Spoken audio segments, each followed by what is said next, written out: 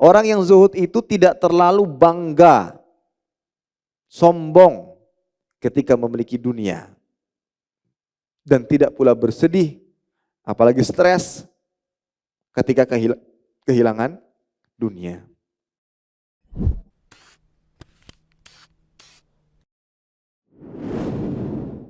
Bismillahirrahmanirrahim.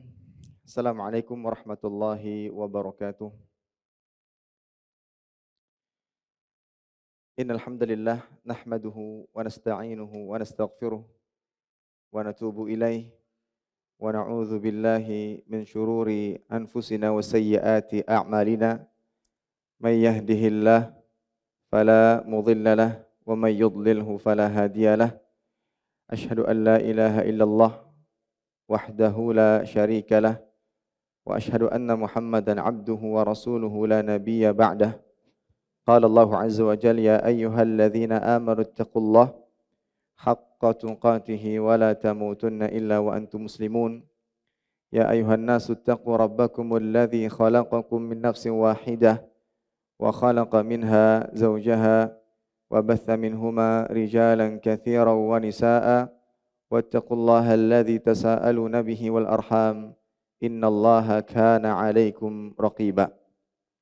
Ya ayyuhalladzina amanu ittaqullaha wa qulu qawlan sadida yuslih lakum a'malakum wa yaghfir lakum dhunubakum wa may yuti'illaha wa rasulahu faqad faza fawzan 'azima. Amma ba'd, fa inna asdaqal hadithi kitabullah wa khairal hadi hadi Muhammadin sallallahu alaihi wasallam wa syarral umuri muhdatsatuha fa inna kulla muhdatsatin fid dini bid'ah wa kulla bid'atin dhalalah wa kulla dhalalatin finnar. A'yadzan billahi minan nar. Para hadirin sekalian, kaum muslimin dan muslimat, wabil khusus ibu-ibu dan para akhwat rahimani wa rahimakumullah.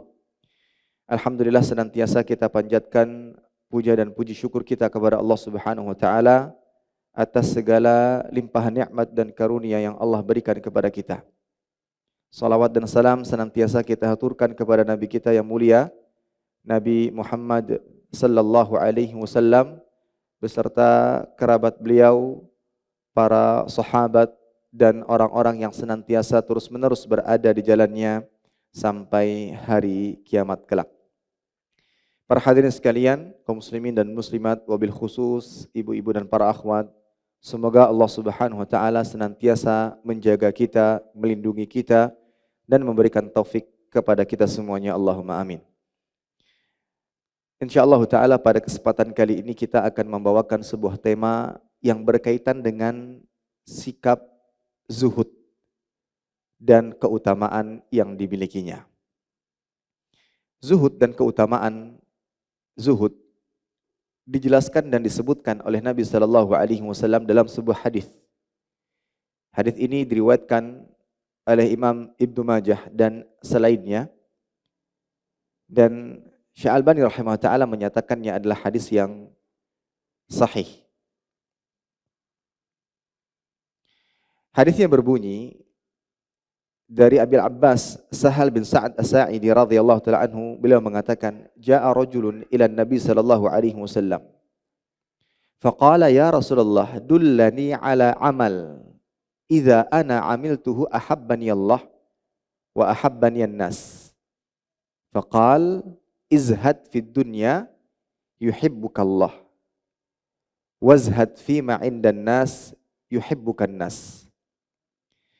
Dari Abu Abbas yang merupakan kunyah dari Sahal bin Sa'ad As-Sa'idi radhiyallahu ta'ala anhu, beliau bercerita, ada seseorang yang datang kepada Rasulullah sallallahu alaihi wasallam lalu berkata, wahai Rasulullah sallallahu alaihi wasallam, tunjukkan kepadaku satu amalan yang apabila aku amalkan maka aku akan menjadi hamba yang dicintai oleh Allah tabaraka wa taala dan dicintai oleh manusia.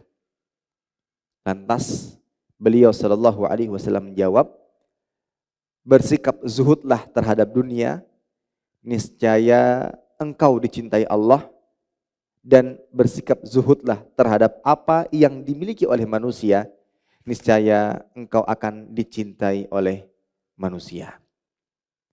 Ini para hadirin, ibu-ibu dan para akhwat rahimani wa rahimakumullah.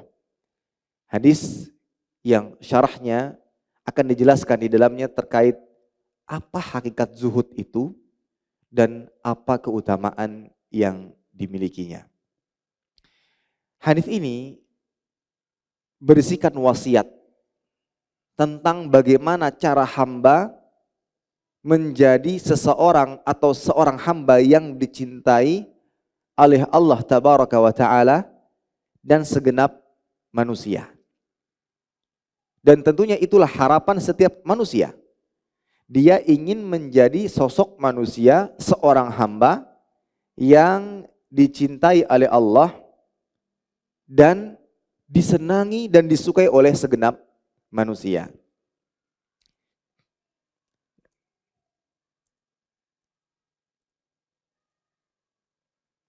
Baik. Bagaimana cara agar bisa menjadi seseorang yang dicintai oleh Allah Tabaraka wa Ta'ala dan disukai oleh segenap manusia? Yaitu dengan mengamalkan hadis yang telah disebutkan di atas. Berzuhud terhadap dunia dan zuhud kepada apa yang dimiliki oleh manusia. Taib. Ketika salah seorang datang kepada Nabi sallallahu alaihi wasallam mengatakan, "Dullani ala amal idza ana amiltuhu ahabbani Allah wa ahabbani an-nas." Dia mengatakan kepada Nabi sallallahu alaihi wasallam, "Tunjukkan kepadaku sebuah amalan yang apabila aku amalkan, maka aku mendapatkan cinta Allah dan mendapatkan cinta manusia." Di sini saya ingin menyebutkan sebuah faidah yang bisa kita jadikan prinsip dalam hidup kita. Bahwa hendaknya sebelum melakukan sesuatu, ukurlah sesuatu tersebut apakah bisa mendatangkan manfaat atau tidak. Apakah amalan atau sesuatu tersebut merupakan sesuatu yang dicintai Allah atau dimurkainya. Ataukah dia bisa menjadi penyebab masuk ke dalam surga atau malah menyeret kepada siksa api neraka. Inilah cara berpikir yang harus kita jadikan sebagai prinsip hidup.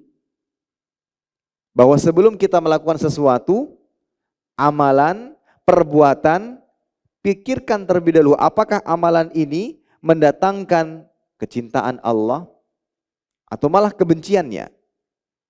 Apakah amalan ini mendatangkan manfaat atau tidak. Dan ketahuilah, cara berpikir seperti ini yang senantiasa dilakukan oleh para sahabat. Untuk itulah mereka senantiasa bertanya kepada Nabi SAW terkait amalan-amalan yang bermanfaat untuk mereka. Karena memang orientasi utama mereka dalam hidup adalah agar masuk surga dan dijauhkan dari siksa. Asy-Syaikh Shalih bin Abdul Aziz Al-Syekh menjelaskan, wa hadha su'al yadullu ala uluwil himmah. Pertanyaan sahabat di atas itu menunjukkan tingginya himmah, tekad yang ada atau yang dimiliki oleh salah seorang sahabat atau dimiliki oleh sahabat. Lianna mahabbatallah ghayat al-matalib. Karena cita-cita mendapatkan cinta Allah Ta'ala itu merupakan cita-cita yang paling tertinggi, permintaan yang paling puncak. Wa mahabbatun nas lil mar'i aw lil 'abdi ma'naha ada'u huquqihim. Kemudian beliau mengatakan dan mendapatkan cinta manusia maknanya artinya adalah dengan cara memenuhi hak-hak mereka. Wad-din qa'imun ala ada'i huquqillah wa ada'i huquqil ibad. Dan agama ini dapat tegak dengan memenuhi hak-hak Allah Tabaraka wa Ta'ala dan memenuhi hak-hak hamba. Ini dari sini kita ambil pelajaran tadi bahwa pertanyaan yang diajukan oleh para sahabat ini menunjukkan ulul himmah, tingginya tekad mereka untuk bisa menjadi seorang hamba yang dimasukkan ke dalam surga Allah Tabaraka wa Ta'ala. Pertanyaan-pertanyaan mereka selalu seputar bagaimana menjadi seseorang yang dicintai oleh Allah, amalan yang paling dicintai oleh Allah, Islam yang paling baik, manusia yang paling bermanfaat atau manusia yang paling baik. Maka jadikan prinsip dalam hidup kita. Sebelum melakukan sesuatu, pikirkan terlebih dahulu apakah bisa mendatangkan manfaat atau tidak. Apakah semakin membuat kita dekat kepada Allah ataukah menjauhinya. Dan yang semisalnya. Baik. Para hadirin rahimani wa rahimakumullah. Hadis ini juga menunjukkan bahwa seseorang agar menjadi hamba yang dicintai oleh Allah Subhanahu wa taala tidak cukup dengan pengakuan belaka. Seseorang yang ingin dicintai oleh Allah Tabaraka wa taala tidak cukup dengan pengakuan belaka. Seorang suami agar dicintai istrinya tidak cukup dengan mengatakan saya cinta kepadamu. Tapi ungkapan tersebut harus diiringi dan disertai dengan pembuktian. Untuk itu sahabat ini mengatakan dullani ala amal, tunjukkan kepadaku amalan yang ketika dilakukan mendapatkan cinta Allah Tabaraka wa taala. Ya. Jadi amalan itulah yang menunjukkan bukti cinta. Kalau seandainya hanya dengan ucapan, maka setiap manusia akan mengucapkan saya cinta kepada Allah Tabaraka wa taala.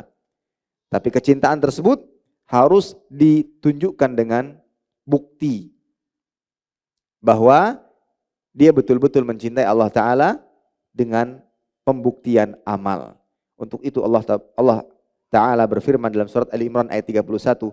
Qul in kuntum tuhibbunallah fattabi'uni yuhibbukumullah wa yaghfir lakum dhunubakum wallahu ghafurur rahim. Katakanlah, jika kamu benar-benar mencintai Allah, ikutilah aku. Niscaya Allah akan mencintaimu dan mengampuni dosa-dosamu, dan Allah Maha Pengampun lagi Maha Penyayang. Al-Hafidh Ibnu Katsir rahimahullah mengatakan, hadhil ayah al-karimah hakimah ala kulli man idda'a mahabbatallah wa laysa huwa ala at-tariqah al-muhammadiyah fa innahu kadhibun fi da'wahu fi nafsil amr hatta yattabi'a asy-syar' al-muhammadi wad-din an-nabawi fi jami'i aqwalihi wa ahwalihi. Kata Ibnu Katsir, ayat ini, ayat yang kita bacakan tadi adalah pemutus hukum bagi seseorang yang mengaku cinta kepada Allah namun tidak menempuh jalan Rasul sallallahu alaihi wasallam.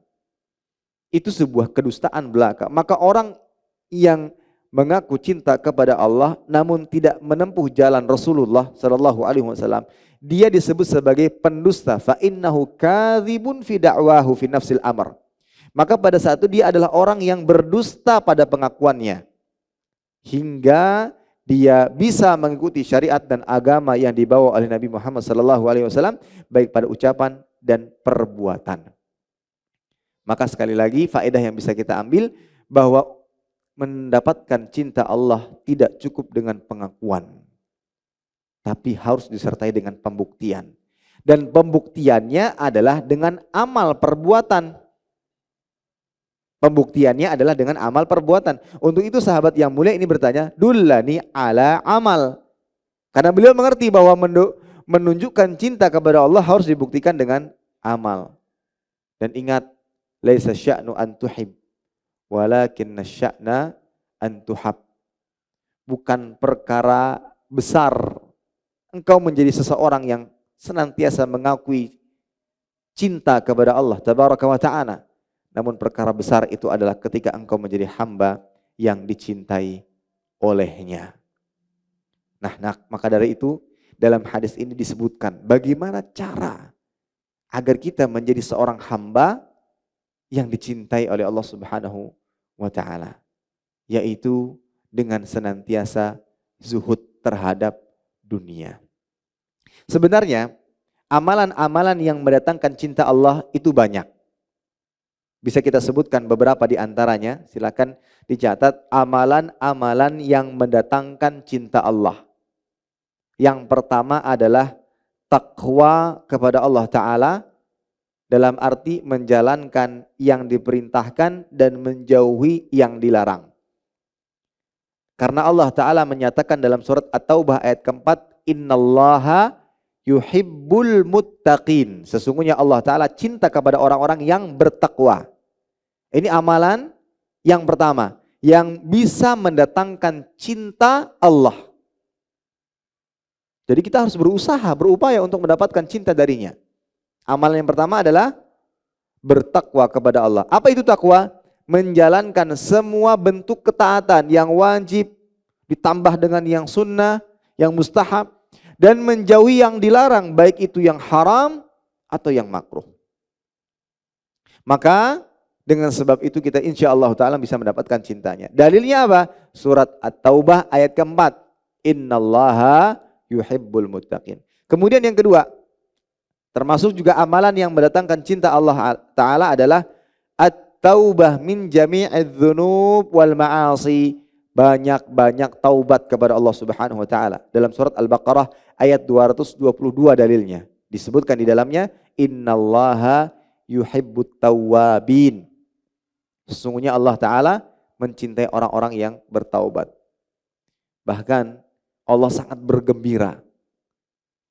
Allah Ta'ala sangat bergembira kepada hamba-hamba yang banyak dosanya tapi senantiasa kembali kepada Allah Ta'ala. Allah sangat bergembira. Bahkan disebutkan dalam hadis, kegembiraan Allah itu ketika mendapati hambanya yang bertaubat kepadanya itu lebih besar dibandingkan kegembiraan seorang musafir yang telah berputus asa disebabkan karena kehilangan tunggangan dan perbekalannya. Sementara dia di tempat tandus, tak satupun penghuni yang ada di sana. Digambarkan dalam hadis tersebut, dia singgah di sebuah tempat dengan membawa tunggangannya yang berisikan bawaan atau perbekalan, dan ternyata didapati tunggangan dan perbekalannya hilang, yang menyebabkan ia putus asa.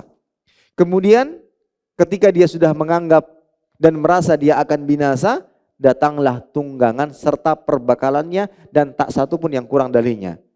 Kemudian dia sangat bergembira dan sangat senang hingga dia mengucapkan perkataan yang keliru, ya Allah, anta abdi wa ana rabbuk. Ya Allah, terima kasih ya Allah, engkau adalah hambaku dan aku adalah Tuhanmu. Ucapan kufur tapi dimaafkan karena saking gembiranya. Sampai tidak bisa lagi mengontrol lisannya. Nah, digambarkan kegembiraan Allah itu jauh lebih besar dibandingkan orang ini. Ketika Allah mendapati hamba-hambanya yang bertaubat kepadanya. Dan sering bertaubat adalah amal yang mendatangkan cinta Allah Subhanahu wa taala. Kemudian yang ketiga, di antara amal yang mendatangkan cinta Allah Tabaraka wa taala adalah mengikuti jalan yang ditempuh oleh Nabi sallallahu alaihi wasallam. Bagaimana caranya? Membenarkan apa yang dikabarkan, taat kepada yang diperintahkan, dan menjauhi segala yang dilarang oleh Nabi sallallahu alaihi wasallam. Itulah bentuk seseorang mengikuti jalan Rasul. Membenarkan. Kalau datang berita hadis dari Nabi sallallahu alaihi wasallam, maka benarkan. Jika itu memang hadis yang sahih. Taati apa yang diperintahkan dan menjauhi yang dilarang. Allah mengatakan dalam surat Ali Imran ayat 31. Ini dalilnya. Qul in kuntum tuhibbunallah fattabi'uni yuhibbukumullah wa yaghfir lakum dzunubakum. Katakanlah apabila kalian cinta kepada Allah, ikutilah aku, niscaya Allah Ta'ala akan mencintai kalian.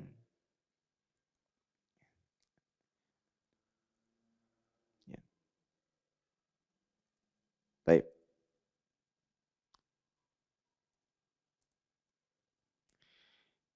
Kemudian amalan yang lainnya adalah keadilan.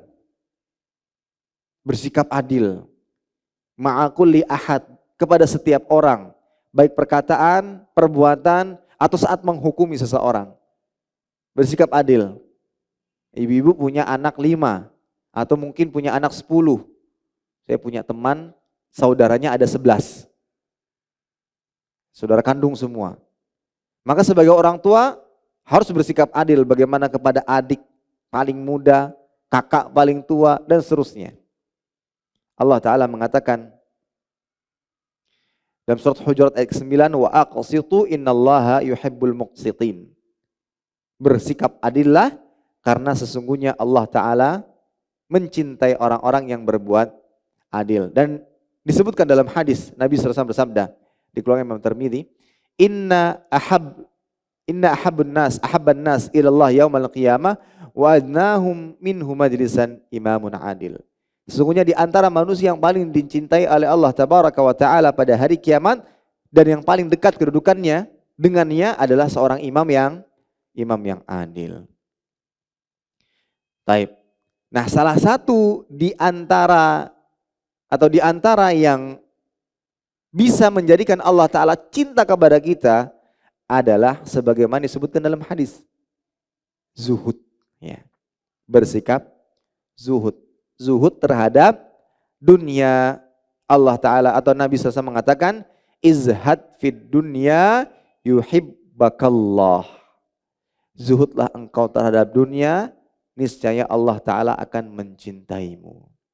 Nah, sekarang kita akan fahami baik-baik. Kita akan fahami bersama apa yang dimaksud dengan zuhud ini. Karena ada sebagian yang salah memahami yang dimaksud dengan zuhud. Zuhud itu adalah kondisi seseorang berpakaian tidak rapi, compang-camping mungkin, meninggalkan dunia, meninggalkan harta, betul-betul dalam keadaan miskin, serba kekurangan, lebih memperbanyak ibadah kepada Allah Ta'ala dan melupakan dunia, itulah orang yang zuhud. Apakah betul demikian? Apakah dengan sebab seperti itu kita bisa mendapatkan cinta Allah Ta'ala? Jangan tinggal di kota, tinggal saja di desa, di kampung, di desa. Kalau bisa tinggal di tengah hutan mungkin yang memang jauh dari perkotaan dan gemerlapnya perhiasan dunia. Apakah memang seperti itu yang dimaksud dengan zuhud? Apakah itu hakikat daripada zuhud?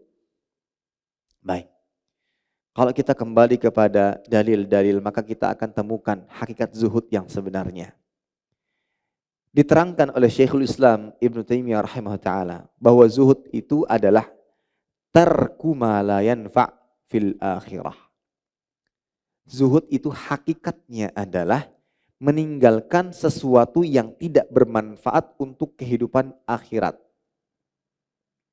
Meninggalkan sesuatu yang tidak bermanfaat untuk kehidupan akhirat. Yang tidak bermanfaat umum. Yang pertama tentunya yang haram. Tentu tidak bermanfaat, bahkan membahayakan. Kemudian yang kedua makruh, karena dibenci. Nah, yang ketiga termasuk juga mubah. Dia mubah ketika dilakukan tidak mendapatkan apa-apa, mubah itu. Tetapi ketika dia dapati mubah ini ternyata menjadikannya atau ternyata tidak membuahkan pahala dan tidak mendatangkan manfaat apa-apa untuk akhiratnya, orang yang zuhud itu adalah orang yang meninggalkan hal tersebut. Itulah yang dimaksud dengan zuhud. Zuhud meninggalkan perkara-perkara yang tidak mendatangkan manfaat. Yang haram jelas tidak mendatangkan manfaat, bahkan mendatangkan madarat. Nah, perkara yang mubah ketika dia dapati tidak mendatangkan manfaat apa-apa, maka dia akan menjauhinya. Ya, dia akan menjauhinya. Ibnu Qayyim mengatakan, wa hadhil ibarah min ahsani ma qila fi zuhd wal wara wa ajma'iha. Ungkapan ini adalah definisi terbaik dan paling mewakili untuk kata zuhud dan wara, ya.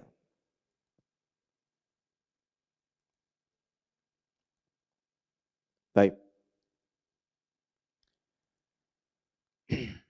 Kemudian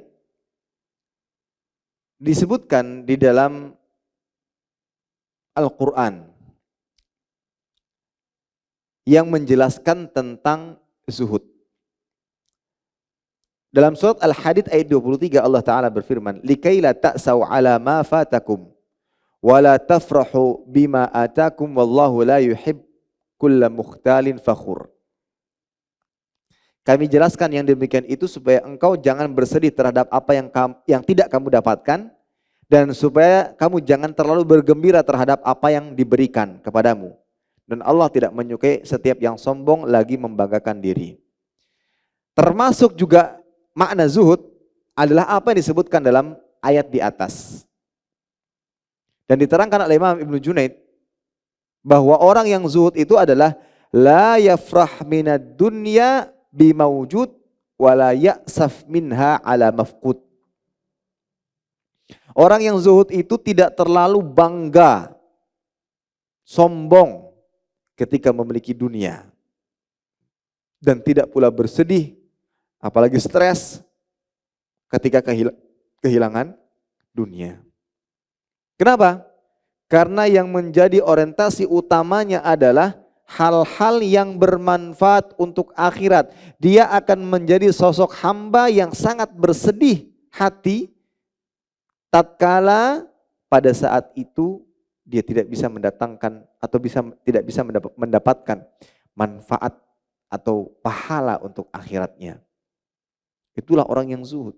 Tapi kalau dunia mau dapat atau tidak, dia tidak akan, atau dia memiliki perasaan yang sama. Ya biasa saja. Dapat dunia tidak terlalu membuatnya sombong. Tapi ketika kehilangan dunia tidak membuatnya gila, stres. Ya. Ini para hadirin rahimani wa rahimakumullah, di antara definisi atau hakikat lain dari zuhud. Nah, sekarang pertanyaannya, kalau kita lihat kepada sabda Nabi SAW, izhad fid dunya yuhibbukallah. Zuhudlah engkau terhadap dunia, niscaya Allah Ta'ala akan mencintaimu. Apa yang dimaksud dengan zuhud terhadap dunia di sini? Maka sebagaimana pengertian di atas, bahwa zuhud terhadap dunia adalah kita meninggalkan perkara-perkara dunia yang tidak mendatangkan manfaat untuk akhirat. Itu yang dimaksud. Bukan berarti kita nggak boleh nih beli laptop, beli handphone, memiliki handphone 2 misalkan, atau barang-barang yang lainnya. Ibu-ibu beli tas yang baru, bukan berarti tidak diperkenankan atau tidak diperbolehkan memiliki barang-barang tersebut. Tetapi orang yang zuhud itu adalah ketika dia mendapati hal-hal ini tidak mendatangkan manfaat untuk akhirat, dia akan tinggalkan. Itu orang yang zuhud itu. Dia akan tinggalkan. Bukan dalam rangka mengharamkan, tidak. Tapi dia tidak akan melakukan karena tidak mendatangkan manfaat untuk akhiratnya. Mungkin dia akan berpikir, ini malah justru akan memperlambat atau mungkin akan memberatkan tanggung jawab kelak pada hari kiamat. Itu orang yang zuhud. Luar biasa sekali orang yang zuhud itu. Yang mubah saja dia tinggalkan ketika tidak mendatangkan manfaat dan kebaikan untuk akhiratnya. Jadi orang yang zuhud terhadap dunia, yaitu meninggalkan perkara-perkara dunia yang tidak mendatangkan manfaat. Nah itu. Tapi bukan berarti meninggalkan dunia sama sekali. Bukan berarti bukan berarti tidak boleh punya harta. Ya.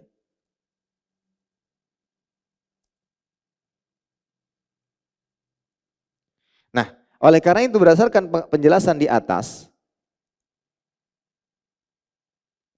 orang yang zuhud itu tidak ada hubungannya antara kaya dan miskin. Ustaz, saya ini kaya Ustaz. Mobil saya berapa nih? Banyak nih. Apakah saya habiskan seluruhnya? Saya tinggalkan seluruhnya? Maka jawabannya jangan. Orang yang zuhud itu tidak ada hubungannya antara kaya atau miskin. Ya. Tetapi zuhud tadi apa yang kita katakan adalah ketika dia meninggalkan sesuatu yang tidak bermanfaat untuk akhirat. Dia ingin beli sesuatu dan dia mampu membelinya. Dia akan berpikir, datangkan manfaat apa tidak? Ini nanti untuk apa? Ini digunakan untuk apa? Itu orang yang zuhud. Dia berpikir sampai ke sana. Bukan hanya sekedar ingin memenuhi keinginannya.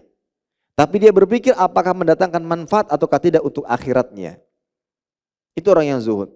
Maka tidak ada hubungannya antara kaya dan miskin. Dan itu dibuktikan dengan beberapa ayat ketika Allah Ta'ala menceritakan tentang Nabi Daud, Nabi Sulaiman, Nabi Ayub.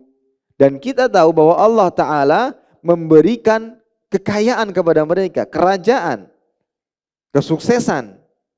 Seperti Nabi Yusuf alaihissalam, Nabi Daud, Nabi Sulaiman, Nabi Ayub sebelumnya diberikan harta yang tidak sedikit.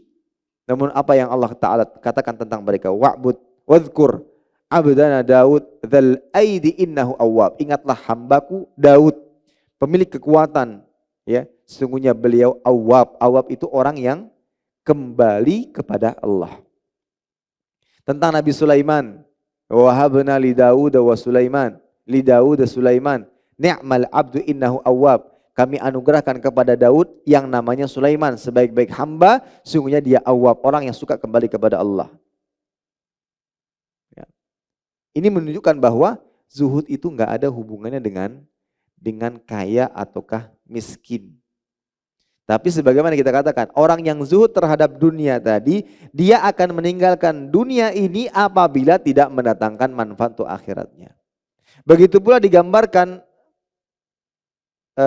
oleh Imam Junaid tadi ketika menjelaskan ayat, bahwa orang yang zuhud la yafrah minad dunya bimawjud wa la ya'saf minha bimafqud.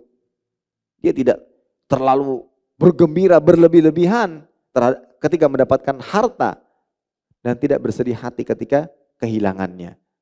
Karena yang menjadi pemikiran atau acuan utamanya adalah akhirat, senantiasa akhirat. Dan yang membuat sedih orang yang zuhud tadi adalah ketika dia terhalang dari ketaatan atau ibadah kepada Allah Ta'ala. Imam Ahmad ditanya tentang seseorang yang memiliki uang sebanyak 1000 dinar. Hal yakunu zahidan. Apakah orang yang punya 1000 dinar ini mungkin menjadi orang yang zuhud? Ya. Maka beliau mengatakan na'am. Iya, bisa. Bisyart alla yafrah idza zadat wala yahzan idza naqasat. Tidak terlalu berlebihan gembiranya ketika bertambah uangnya dan tidak bersedih hati jika berkurang. Ya. Jadi punya harta banyak atau kurang tidak memberikan pengaruh apa. Dia fokus kepada tujuan utamanya, yaitu melakukan sesuatu yang bermanfaat untuk akhirat. Selalu demikian. Ya. Oleh karena itu, ini para hadirin rahimanillah, oleh karena itu bukan berarti hakikat zuhud itu meninggalkan dunia sama sekali. Tidak. Justru kita diperintahkan untuk bekerja, diperintahkan untuk mencari nafkah. Bahkan seorang wanita diperbolehkan dengan syarat-syaratnya. Ketika dia ingin membantu suaminya, Allah Ta'ala mengatakan, wabtaghi fima atakallah daral akhirah. Carilah pada apa yang telah dianugerahkan kepadamu kebahagiaan negeri akhirat. Itu tujuan utama kita memang di dunia ini. Bagaimana caranya mendapatkan kebahagiaan akhirat? Cari di dunia ini. Ya, dengan segala macam anugerah yang Allah Ta'ala berikan di dunia ini, cari cara apa saja yang bisa menjadikan kita bahagia di akhirat nanti. Allah berikan kepada kita pasangan hidup. Cari sesuatu yang bisa mendatangkan kebahagiaan kelak pada hari kiamat. Allah berikan karunia anak. Cari di diri anak itu cara bagaimana agar kita bisa bahagia di akhirat kelak. Allah titipkan rumah, Allah titipkan harta, dan Allah berikan segala macam kenikmatan-kenikmatan dunia. Cari di balik semua kenikmatan tersebut hal-hal yang bisa mendatangkan kebahagiaan kelak pada hari kiamat. Setelahnya Allah mengatakan wala tansa nasibaka minad dunya. Dalam surat Qasas ayat 77. Dan jangan lupakan bagianmu dari kenikmatan duniawi ini. Ya memang kita disuruh untuk mencari kebahagiaan akhirat dengan segala macam anugerah yang Allah Ta'ala berikan. Tapi jangan lupa bagian-bagian yang Allah tetapkan untukmu di dunia. Yang dimaksud di sini seperti makan, ya. Jelaskan Ibnu Katsir. Wala tansa nasibaka minad dunya ay mimma abahallahu fiha minal ma'akil wal masyarib wal malabis wal masakin wal manakih. Fa inna li rabbika 'alaika haqq wa li nafsika 'alaika haqq wa li ahlika 'alaika haqq wa li zawrika 'alaika haqq faati fa li zawjika 'alaika haqq faati kulli haqqin haqqahu. Beliau mengatakan, jangan engkau melupakan nasib dari kehidupan dunia, artinya berupa apa saja yang Allah Ta'ala perbolehkan di dalam dunia. Seperti makan minum, pakaian, tempat tinggal, pernikahan, ya. Maka Rabbmu masih, Allah Tabaraka wa Ta'ala memiliki hak atasmu. Dirimu memiliki hak atasmu, keluargamu memiliki hak atasmu, istrimu memiliki hak atasmu, maka tunaikanlah hak-hak setiap yang memiliki hak. Allah Ta'ala berikan waktu siang untuk mencari nafkah, untuk bekerja, malam sebagai istirahat. Allah berikan waktu-waktu untuk ibadah, waktu untuk istirahat, waktu untuk bersendau gurau dengan keluarga, waktu untuk semakin taat kepada Allah Tabaraka wa Ta'ala. Ya. Semua telah Allah Ta'ala berikan jatahnya masing-masing. Fa'ati kulladhi haqqin haqqahu. Ya. Maka berikanlah setiap hak kepada yang memiliki hak. Apalagi sebagaimana perkataan ahli ilmu, dunia itu mazra'atun lil akhirah. Dunia itu ibarat ladang akhirat. Bahkan bisa kita katakan dunia ladang pahala. Makanya orang zuhud itu di dunia ini yang dia cari adalah sesuatu yang membuahkan pahala, yang mendatangkan pahala baginya. Itu yang dia cari. Itulah yang dia kejar. Hal-hal yang mendatangkan pahala, dia akan mendapatkan atau dia akan kejar, dia akan lakukan. Namun kalau tidak, dia akan tinggalkan. Maka zuhud tarku ma la yanfa'ul akhirah. Zuhud itu meninggalkan yang tidak bermanfaat untuk akhirat. Bukan berarti meninggalkan pakaian bagus. Seseorang bisa menjadi seorang yang zuhud meskipun dia adalah orang yang paling kaya raya di dunia. Bisa dia menjadi orang yang zuhud meskipun dia menjadi orang yang kaya raya di dunia. Ya. Ini para hadirin rahimani wa rahimakumullah. Jadi sekali lagi makna zuhud atau hakikat zuhud sebenarnya adalah ketika seseorang mengejar akhiratnya dan meninggalkan hal-hal yang tidak bermanfaat untuk akhiratnya. Terlebih lagi, dan satu lagi, zuhud tidak ada kaitannya dengan kaya atau miskin. Ya. Orang yang zuhud tatkala diperintahkan untuk meninggalkan dunia, maksudnya adalah dia meninggalkan hal-hal duniawi yang tidak bermanfaat. Tapi tidak perlu khawatir ketika seseorang fokus kepada akhiratnya, dan itulah hakikat orang yang zuhud, maka Allah Ta'ala akan senantiasa berikan kelapangan untuknya. Sebagaimana Nabi SAW mengatakan, man kanatil akhirah hammahu ja'alallahu ghinahu fi qalbih wa jama'a lahu syamlahu wa atathu dunya wa hiya raghimah wa man kanatid dunya hammahu ja'alallahu faqrahu baina 'ainayhi wa farraqa 'alaihi syamlahu wa lam ya'tihi minad dunya illa ma qaddara lah. Barang siapa yang niatnya adalah untuk menggapai akhirat, maka Allah akan memberikan kecukupan dalam hatinya dan akan menyatukan keinginannya yang tercerai-berai. Dan dunia pun akan ia peroleh dan tunduk kepadanya meskipun dia menolaknya. Kemudian barang siapa yang niatnya untuk menggapai dunia itulah menjadi tujuan utamanya, maka kebalikannya Allah Ta'ala akan menjadikan dia tidak pernah merasa cukup. Ya, Allah akan cerai-beraikan keinginannya, urusannya. Dunia pun tidak dia peroleh kecuali apa yang telah ditetapkan baginya dari bagian yang kecil. Nah, diperhatikan rahimani wa rahimakumullah. Jadi justru ketika seorang hamba semakin zuhud terhadap dunia, meninggalkan hal yang tidak bermanfaat untuk akhiratnya, maka mungkin pada saat itu Allah Ta'ala akan berikan kemudahan demi kemudahan bagi dirinya. Dengan cara seperti ini, dia bisa mendapatkan keutamaan yang besar sekali di balik zuhud tersebut. Di dunia, dia akan mendapatkan cinta Allah Ta'ala. Apa sih keistimewaan menjadi sosok manusia yang dicintai oleh Allah? Orang yang dicintai Allah Ta'ala itu senantiasa benar perbuatannya. Ya, dia akan melihat kepada sesuatu yang dibenarkan, mendengar hal-hal yang dibenarkan, memegang hal-hal yang dibenarkan, melangkahkan kaki kepada yang dibenarkan. Kenapa? Karena hidupnya mendapatkan bimbingan dan petunjuk dari Allah Tabaraka wa Ta'ala. Dan tentunya ujungnya adalah masuk ke dalam surga. Ini keistimewaan yang luar biasa yang Allah berikan kepada seseorang yang mendapatkan cintanya. Fa idza ahbabtuhu kuntu sam'ahu alladhi yasma'u bihi wa basarahu alladhi yubsiru bihi. Aku akan menjadi pendengaran yang dengannya dia mendengar. Itu kan senantiasa membimbingnya, mengarahkannya. Akan mengarahkan penglihatannya, akan mengarahkan tangan dan kakinya yang dengannya dia menyentuh, memegang, atau melangkahkan kaki. Jadi benar hidupnya. Ketika seorang mendapatkan cinta Allah Tabaraka wa Ta'ala. Dan untuk mendapatkan cinta tersebut, dia bisa peroleh dengan zuhud. Dengan mengaplikasikan hakikat zuhud dalam dirinya. Apa tadi zuhud?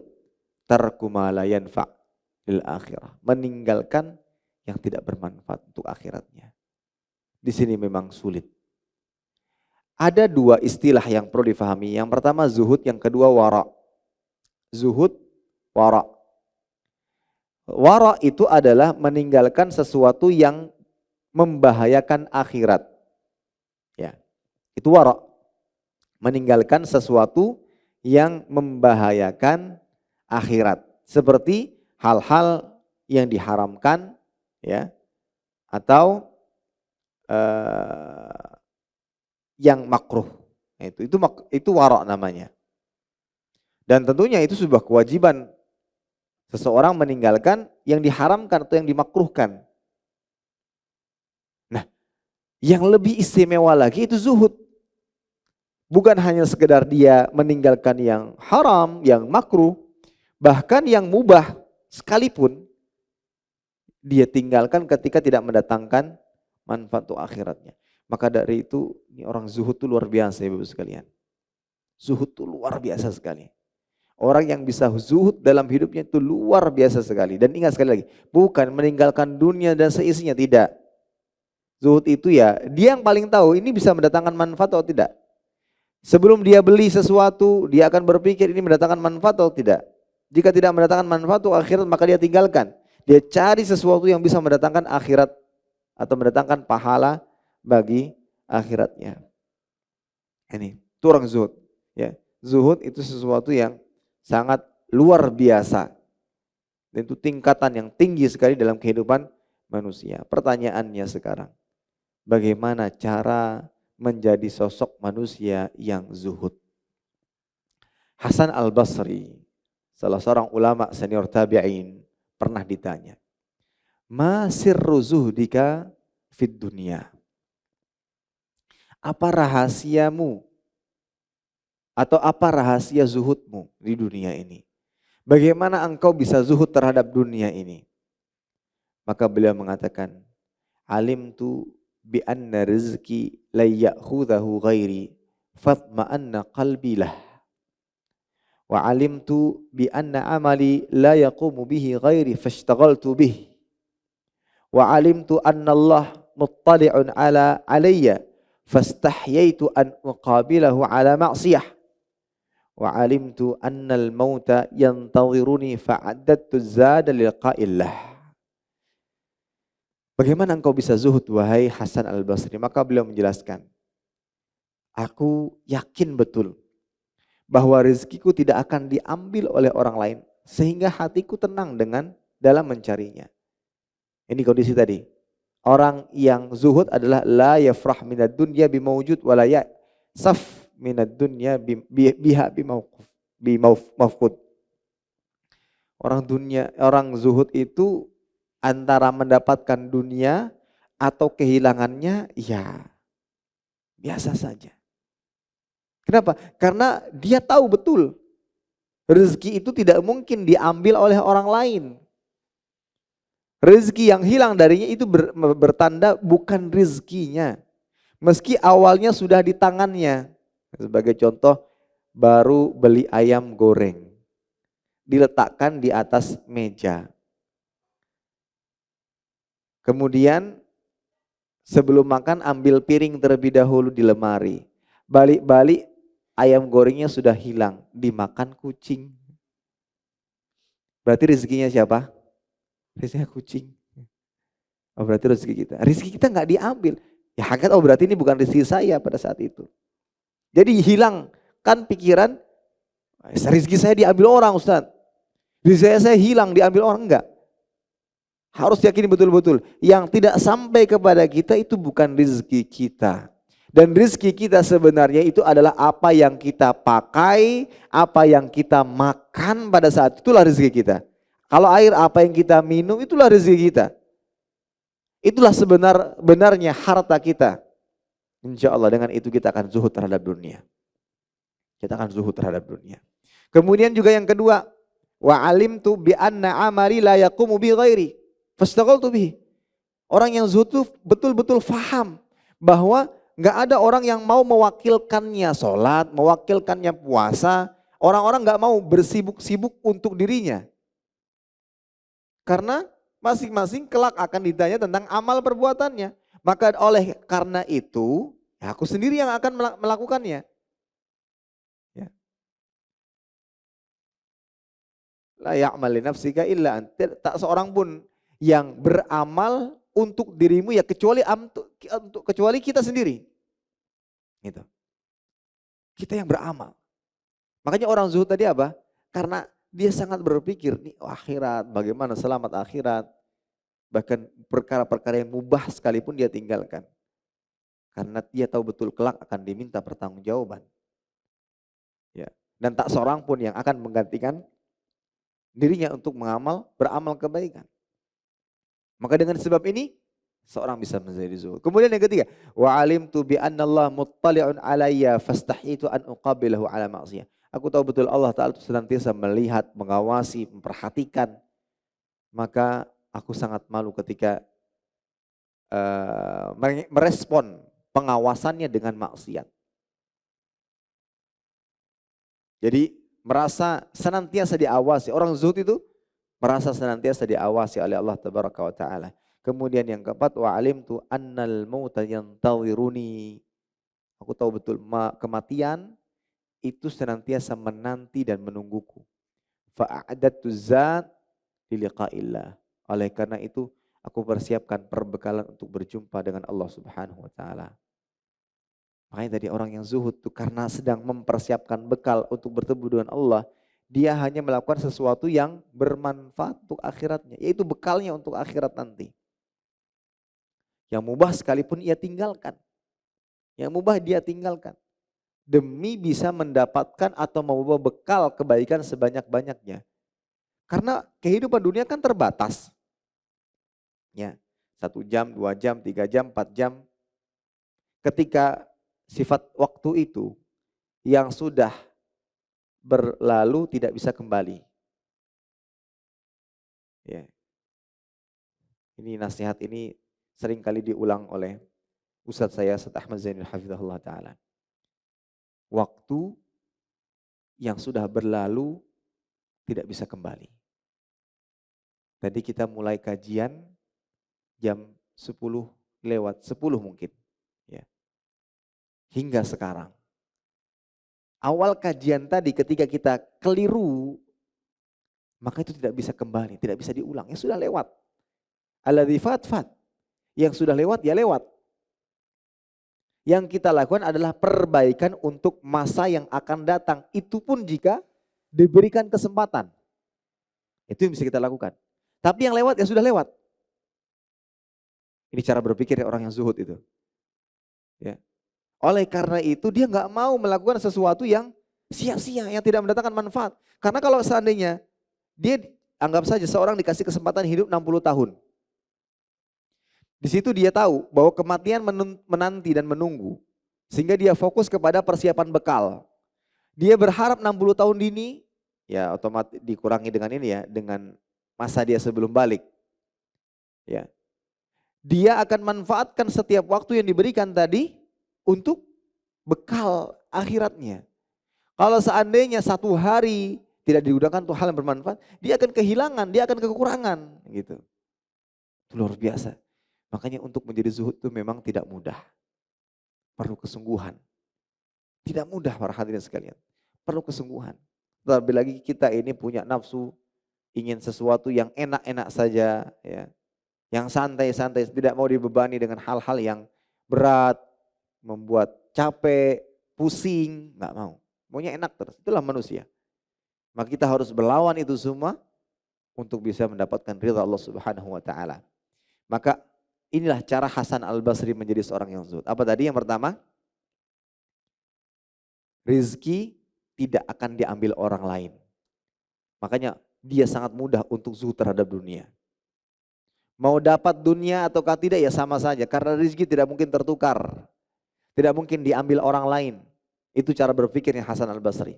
Kemudian yang kedua, Hasan Al-Basri berpikir bahwa amalku tidak akan diwakilkan. Aku sendiri yang harus melakukan. Ini tidak ada yang menggantikan ibu-ibu atau kita semua dalam beramal. Kita sendiri yang beramal. Dan kita yang nantinya akan ditanya dan diminta pertanggungjawaban. Nah, kita sekarang sebagai orang tua, punya anak-anak. Lah kita duluan yang akan ditanya tentang anak-anak kita.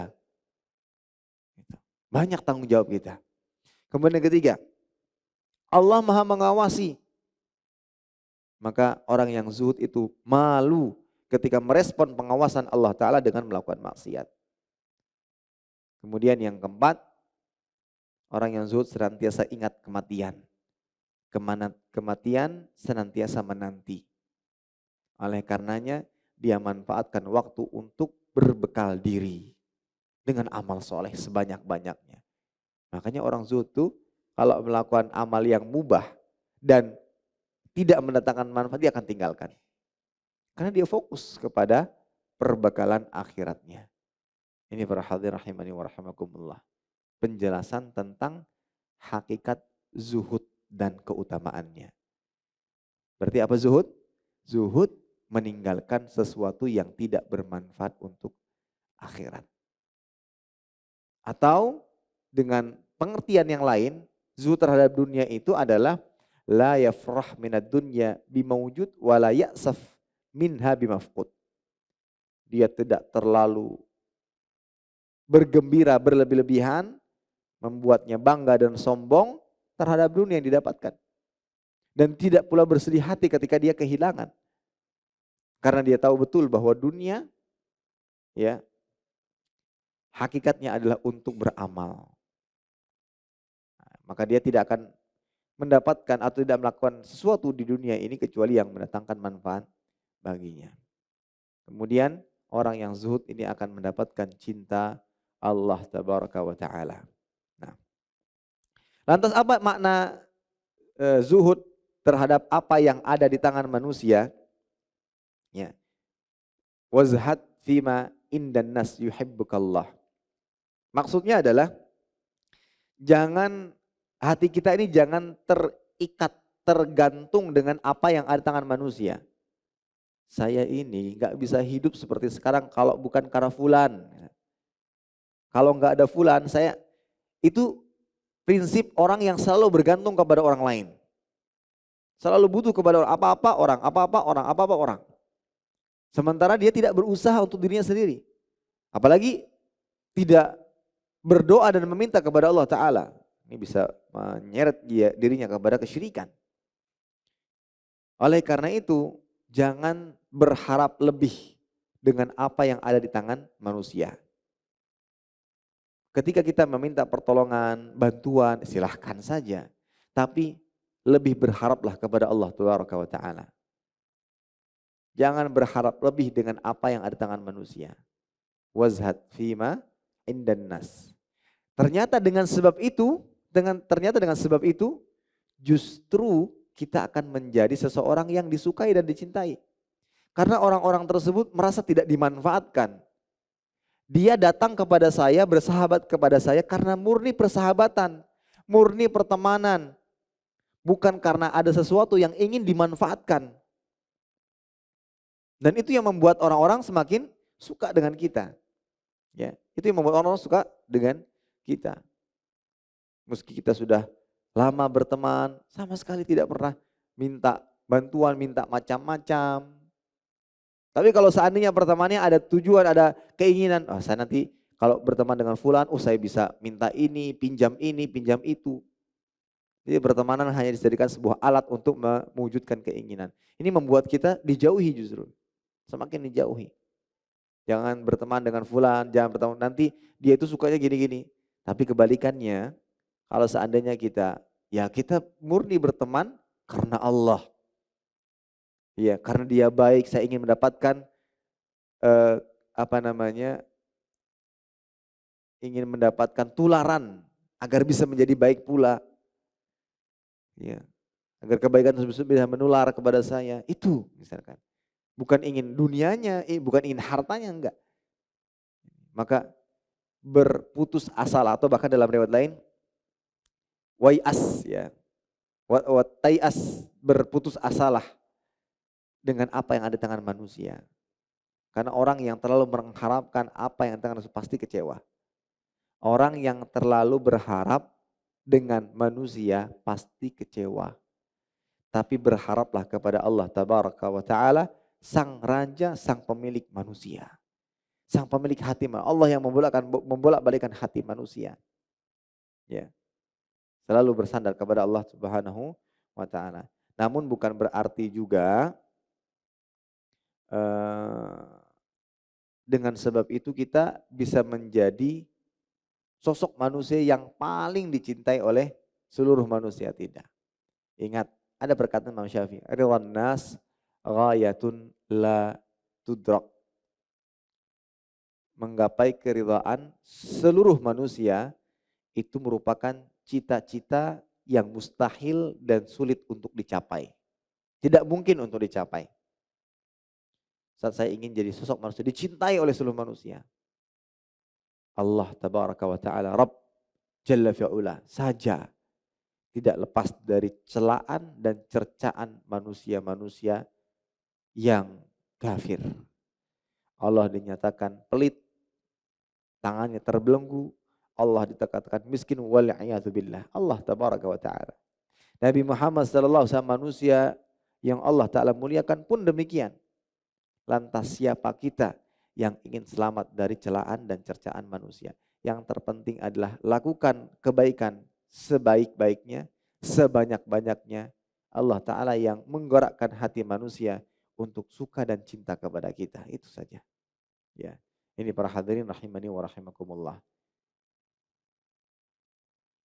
Baik, mudah-mudahan apa yang disampaikan bermanfaat.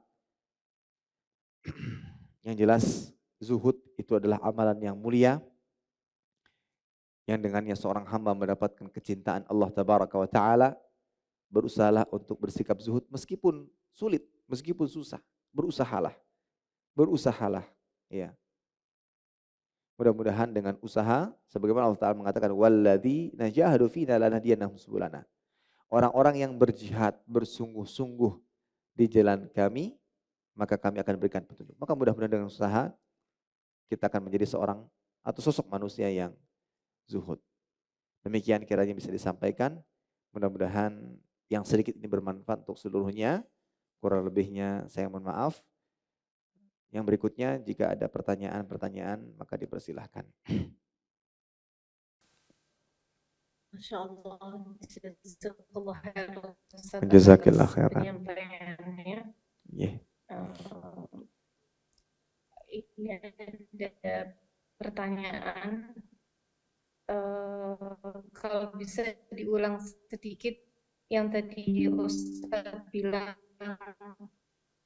itu perkataan siapa yang carilah kebahagiaan akhirat di dunia ini, dan dalam bahasa Arab tadi.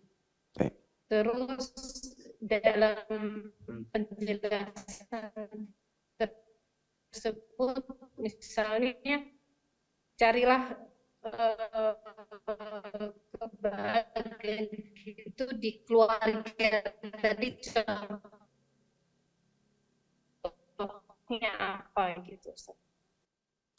Baik. Bismillah, alhamdulillah, wassalatu wassalamu rasulillah. Itu adalah firman Allah Subhanahu wa Ta'ala. Gimana? Ya, soal pertanyaan bisa difahami. Bisa. Pertanyaan bisa difahami.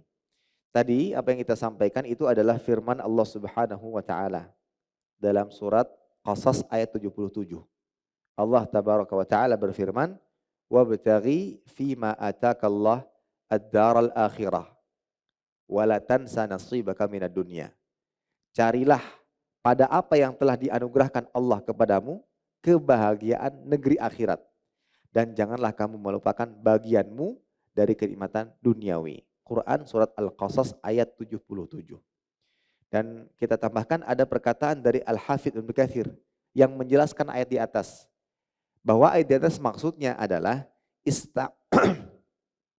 istamil ma wahabakallah min hadzal mal al-jazil wan ni'mah at-ta'ilah fi ta'ati rabbik wa taqarrub ilaihi bi anwa'il qurbat allati yahsulu laka biha thawab fid daril akhirah.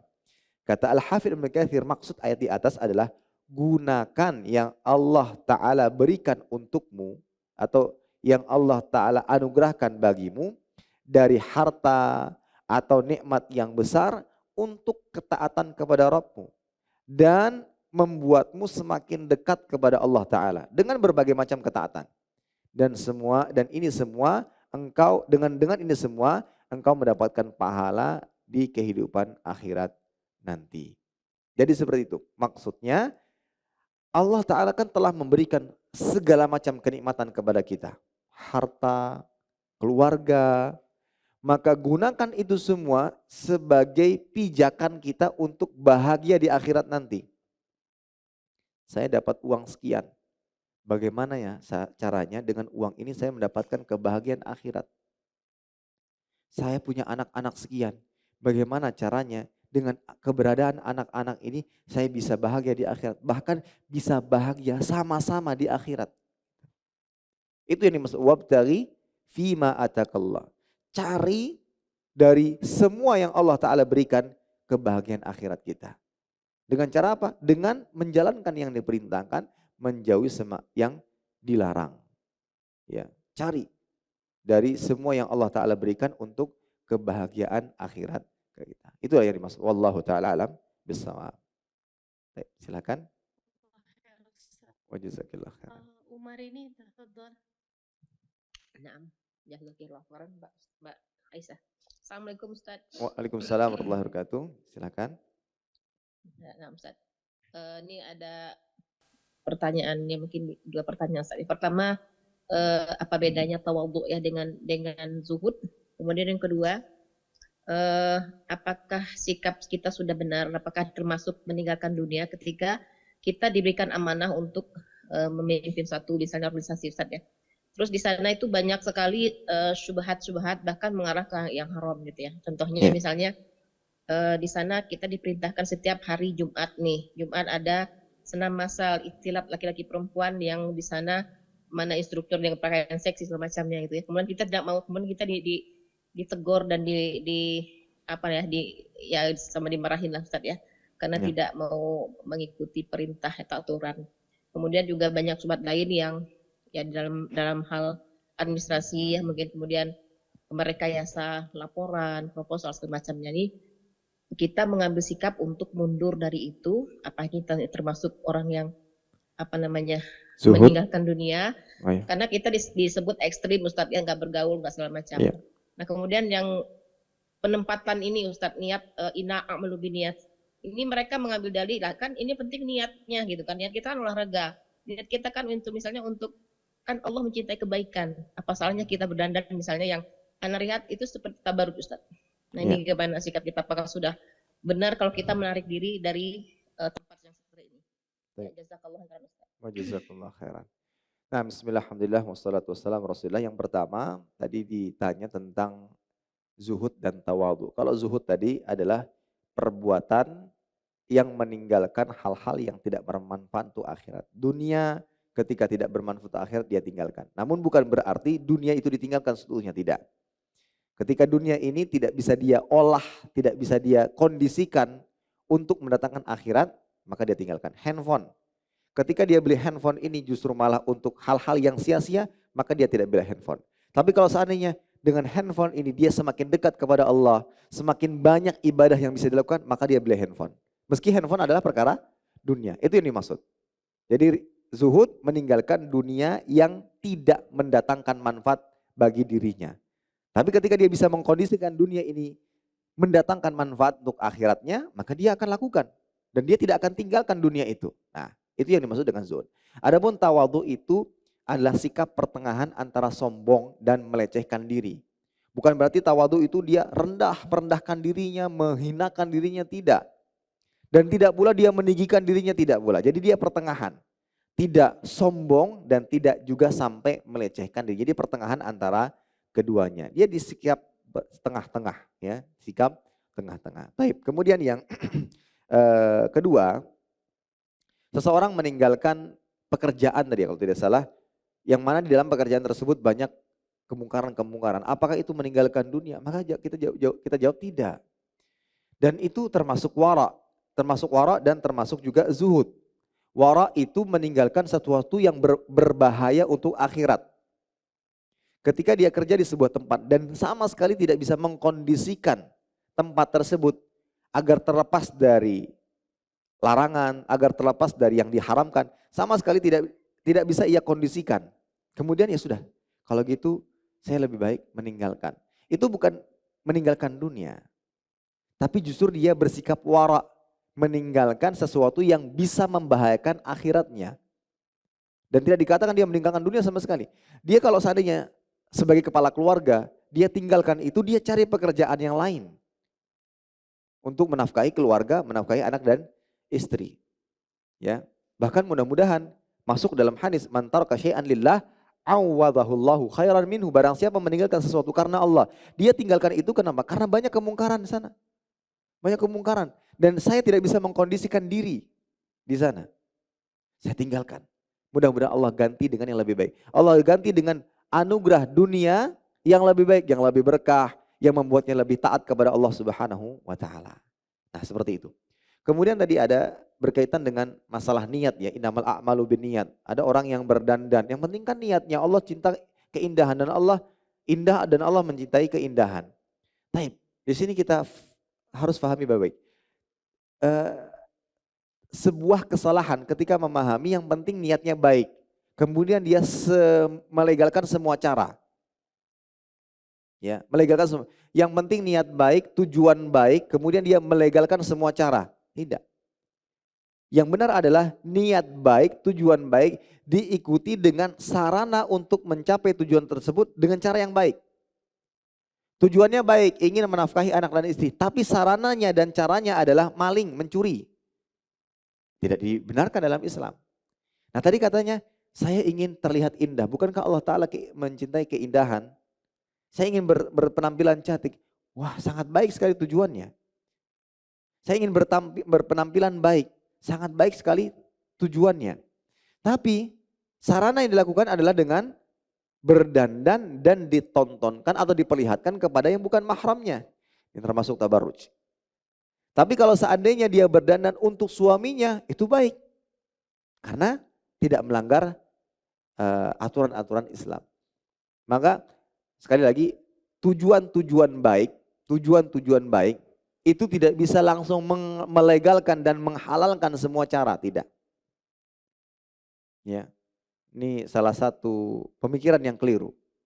Yang penting kan tujuannya baik, Ustadz. Yang penting kan niatnya baik, Ustadz. Nah, kalau gitu tadi orang yang ingin menafkahi anak dan istrinya, kalau kita tanya tujuannya kan baik, tapi caranya mencuri, merampok misalnya. Apakah bisa dibenarkan perbuatan tersebut? Tidak bisa. Ya. Orang-orang yang membuat kerusakan di sana, di sini, membuat kerusakan di mana-mana. Terkadang ada sebagian mereka mengatasnamakan dakwah. Ya, membuat kerusakan di sana di sini. Sekarang, apakah bisa dikatakan baik dengan tujuan baik itu? Apakah dibenarkan dengan tujuan baik tersebut, sarananya, caranya? Maka tidak juga. Jadi intinya, jangan kita semua beralasan, kan yang penting niatnya, yang penting niatnya. Tapi juga caranya bagaimana. Niat dan cara harus berkesesuaian. Ada seorang ingin sholat, niatnya baik, ikhlas karena Allah Ta'ala. Apakah sholatnya langsung diterima? Tidak. Lihat dulu sholatnya bagaimana. Cara takbiratul ihram, mengangkat tangan hingga salam, bagaimana? Karena semuanya harus memiliki kesesuaian. Nah itu wallahu ta'ala alam bisawab. Nah.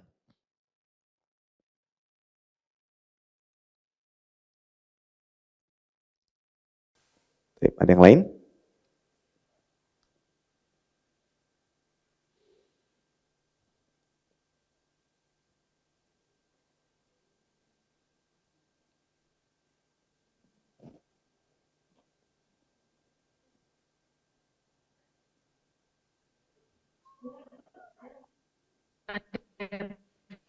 Pertanyaan lagi. Suaranya agak putus-putus, Ibu.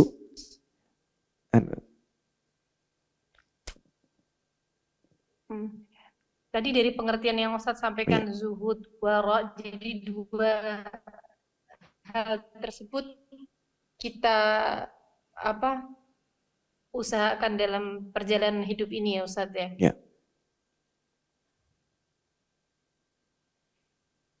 Betul. Kemudian?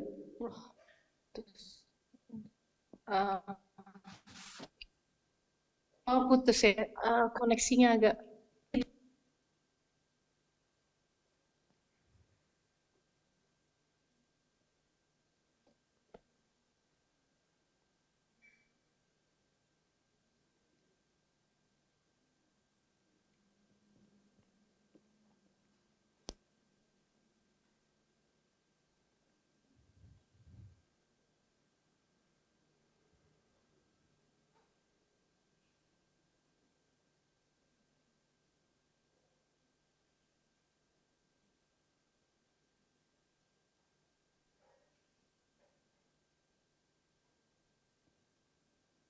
Assalamualaikum Ustadz. Waalaikumsalam. Ya, silakan.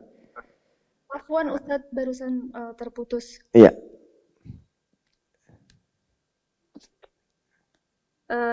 Ustadz, pertanyaannya tadi bagaimana hukumnya kalau orang kafir mendoakan kita? Apakah itu dikabul sama Allah atau enggak? Mendoakan kita misalnya yang baik-baik gitu Ustadz. Baik. Bismillah, alhamdulillah, wassalatu wassalamu rasulillah. Berkaitan dengan pengabulan doa, itu semua di bawah kehendak Allah Subhanahu wa taala. Di bawah kehendak Allah Subhanahu wa taala. Dan Allah taala ketika orang-orang kafir sekalipun berbuat baik, Allah akan berikan balasan kebaikan-kebaikan yang mereka lakukan di dunia. Namun di akhirat mereka tidak mendapatkan apa-apa pahala di balik kebaikan yang mereka lakukan. Ya.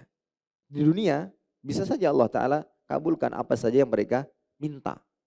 Ya, Allah berikan apa yang mereka lakukan sebagai bentuk balasan. Mereka melakukan kebaikan ini, kebaikan ini, kebaikan ini. Bisa saja Allah taala balas kebaikan-kebaikan tersebut di dunia atas kebaikan mereka lakukan. Tapi di akhirat tidak mendapatkan apa-apa.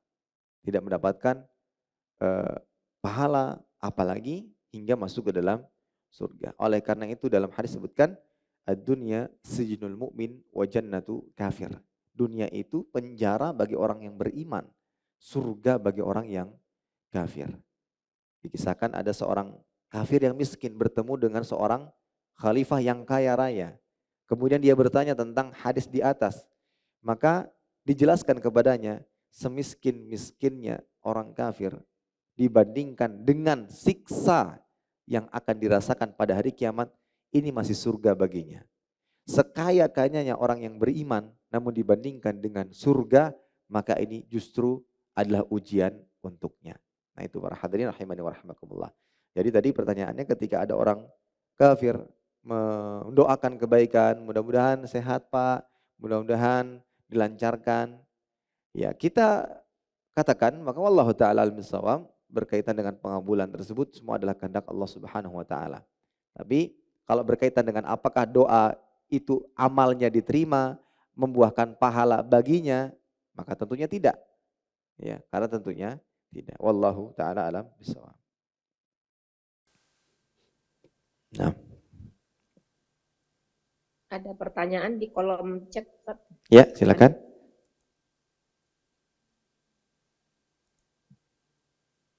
Mbak Aisyah, bisa dibaca? Sebentar.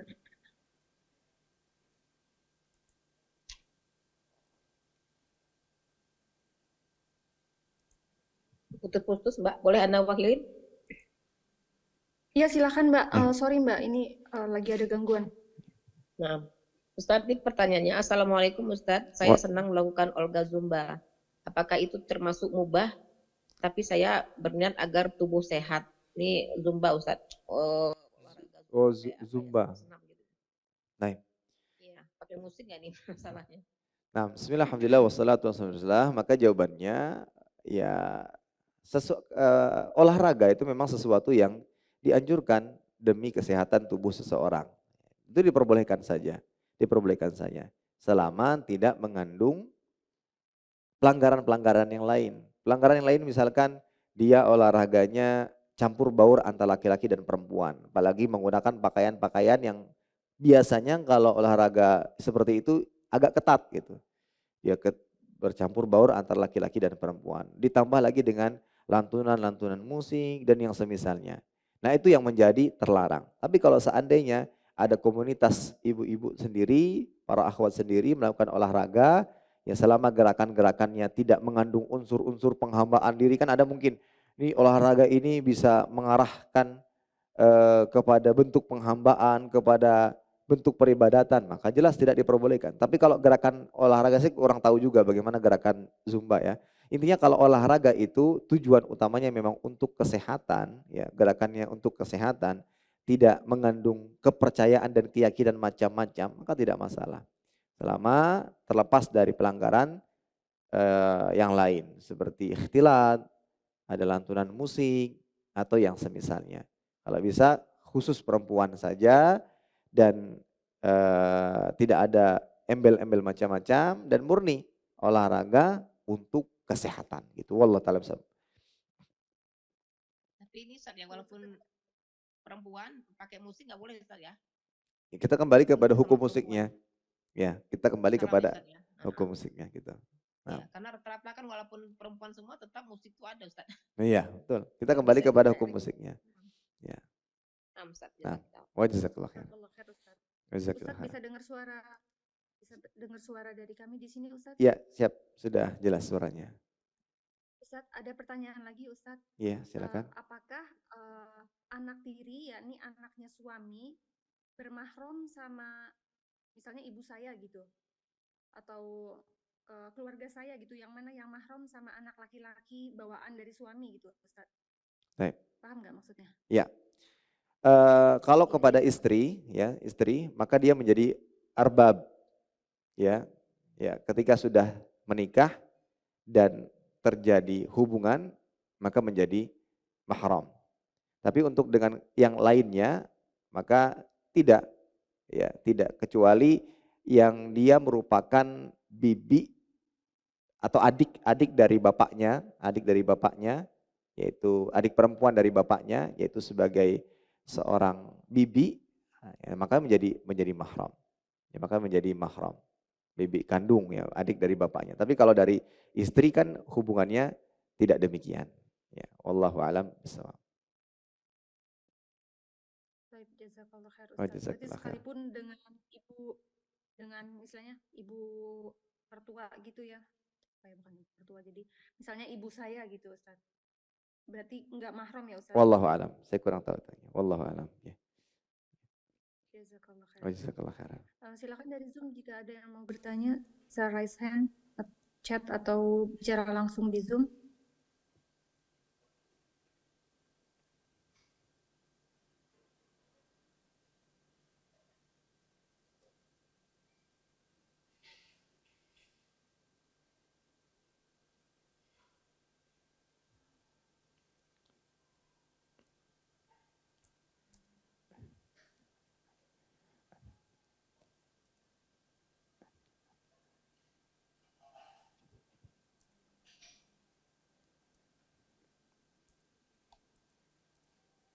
Silakan.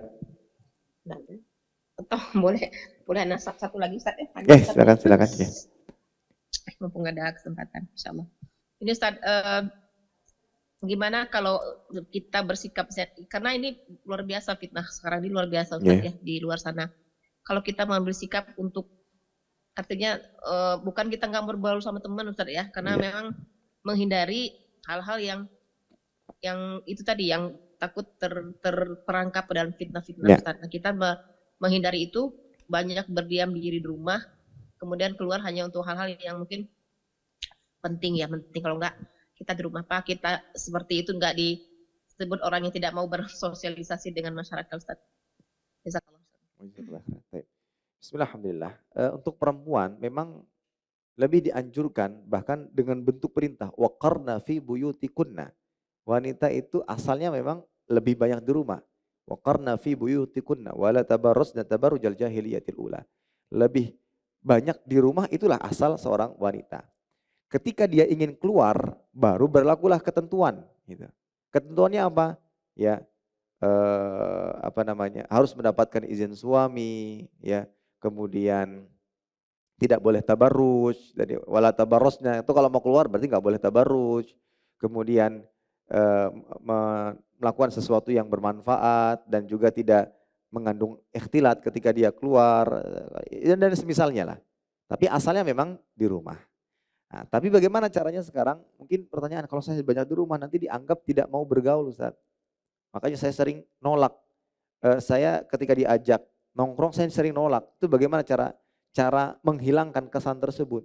Nah, kita tetap bisa bergaul tanpa harus ikut kumpul-kumpul dengan kumpulan-kumpulan yang tidak mendatangkan manfaat. Misalkan seperti apa? Kita datangi rumahnya. Ini teman kita, sanak kerabat kita datangi. Kita bawakan sesuatu, Bu, gimana kabarnya? Saya mau mampir, mau main. Ya, seperti itu mungkin bisa. Ya. Atau mungkin ketika ada perkumpulan-perkumpulan ya bisa berkumpul di rumah tanpa harus di area-area yang mungkin kita khawatirkan bisa mendatangkan fitnah atau yang semisalnya seperti itu. Jadi memang asalnya seorang wanita itu di rumah. Seorang wanita itu di rumah. Dan kalau mau keluar, nah diperhatikan beberapa aturan-aturan yang berlaku di dalam agama Islam ini. Tidak boleh tabarruj, ya, tidak boleh bertabarruj dan yang semisalnya. Wallahu taala alam bisawab. Ini ada pertanyaan masuk di chat, Ustadz. Assalamualaikum Ustadz. Ustadz, kita kan dibolehkan memiliki rumah walaupun kita tidak mau yang mewah-mewah. Ya. Tapi terkadang pengeluaran untuk itu lebih besar daripada sedekah yang dikeluarkan, sehingga kita merasa bersalah dan berhenti di tengah jalan. Bagaimana hal yang seperti ini? Mohon nasihatnya. Maksudnya berhenti di tengah jalan di sini gimana tadi? Mungkin sedang beli rumah. Alam nih.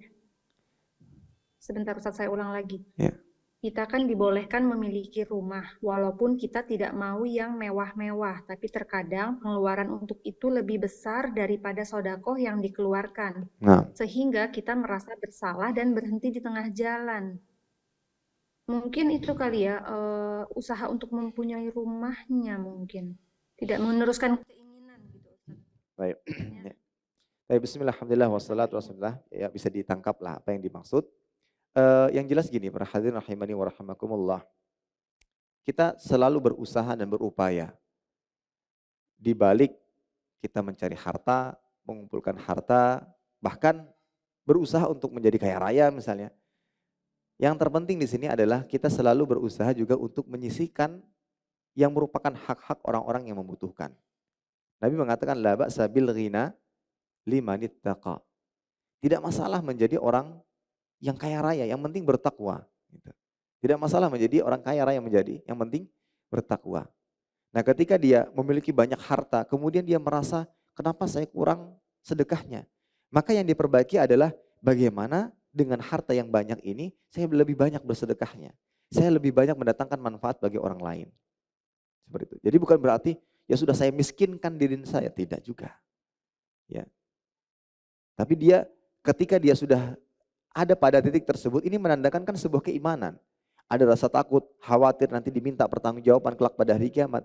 Yang dia lakukan adalah dia benahi bagaimana dengan harta yang saya miliki bermanfaat untuk yang lainnya. Sedekahnya, zakat yang wajib sudah dikeluarkan ditambah lagi dengan sedekah-sedekah. Sehingga kelak pada hari kiamat itu akan menjadi harta yang bermanfaat. Au tasaddaqta fa'amdait. Harta yang sebenarnya itu adalah Seperti yang dijelaskan dalam hadis, apa yang kita makan sampai habis, apa yang kita pakai sampai usang, dan apa yang kita sedekahkan, dan nanti kita akan mendapatkan balasan yang kelak pada hari kiamat. Nah, ini seperti itu. Ya, nggak masalah menjadi orang kaya, nggak masalah. La ba'sa bil ghina, kata Nabi sallallahu alaihi wasallam. Limanit taqa. Catatannya bagi yang bertakwa. Wallahu taala alam bisawab.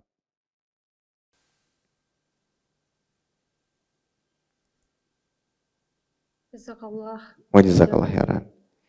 Silakan jika di Zoom masih ada pertanyaan.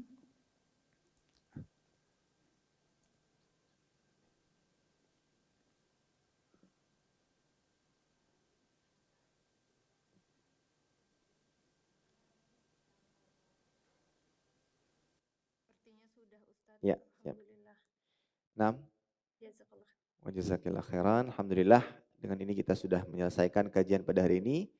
Mudah-mudahan apa yang kita sampaikan bermanfaat untuk seluruhnya, bisa kita praktikkan dalam kehidupan kita. Demikian kita tutup dengan doa kafaratul majelis. Subhanakallahumma bihamdika asyhadu an la ilaha illa anta. Assalamualaikum warahmatullahi wabarakatuh. Terima kasih. Jazakumullah khairan wa barakallahu fikum. Video ini dibuat atas partisipasi dari donasi Anda. Semoga menjadi amal jariah bagi Anda semuanya.